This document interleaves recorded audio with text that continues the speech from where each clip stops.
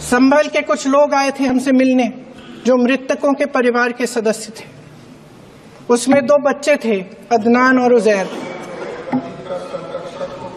आप सुनिए। उसमें 2 बच्चे थे, अदनान और उजैर। एक बच्चा मेरे बच्चे की उम्र का है, दूसरा उससे छोटा 17 साल का है। दर्जी के बेटे थे। दर्जी का एक ही सपना था कि वो अपने बेटों को पढ़ाएगा लिखाएगा। एक बेटा डॉक्टर बनेगा, एक बेटा भी सफल होगा दूसरा बेटा भी अपने जीवन में सफल होगा। उनके पिताजी हर रोज उनको स्कूल छोड़ते थे। उस दिन भी स्कूल छोड़ने के बाद अपनी दुकान में चले गए। उन्हें पता नहीं था कि विवाद हो रहा है।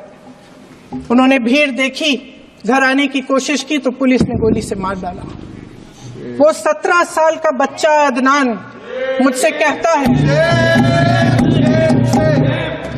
वो 17 साल का बच्चा अदनान मुझसे कहता है कि मैं बड़ा होकर डॉक्टर बन के दिखाऊंगा, मैं अपने पिता का सपना साकार करूंगा। ये सपना, ये आशा उसके दिल में हमारे संविधान ने डाली।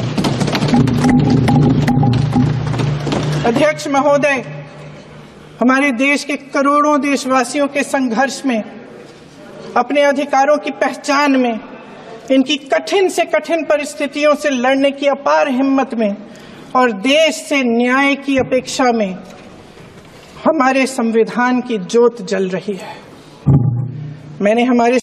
संभल के कुछ लोग आए थे हमसे मिलने जो मृतकों के परिवार के सदस्य थे। उसमें 2 बच्चे थे, अदनान और उजैर। आप सुनिए।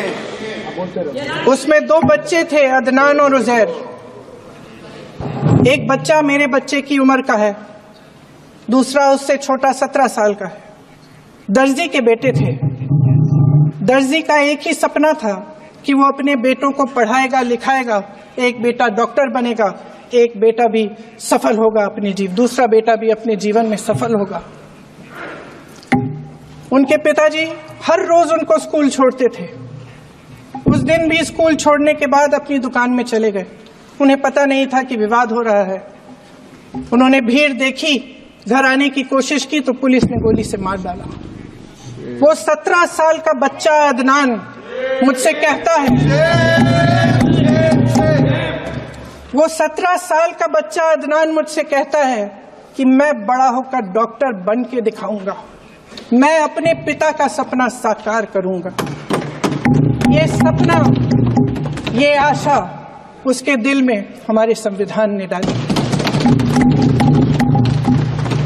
अध्यक्ष महोदय, हमारे देश के करोड़ों देशवासियों के संघर्ष में, अपने अधिकारों की पहचान में, इनकी कठिन से कठिन परिस्थितियों से लड़ने की अपार हिम्मत में और देश से न्याय की अपेक्षा में हमारे संविधान की ज्योत जल रही है।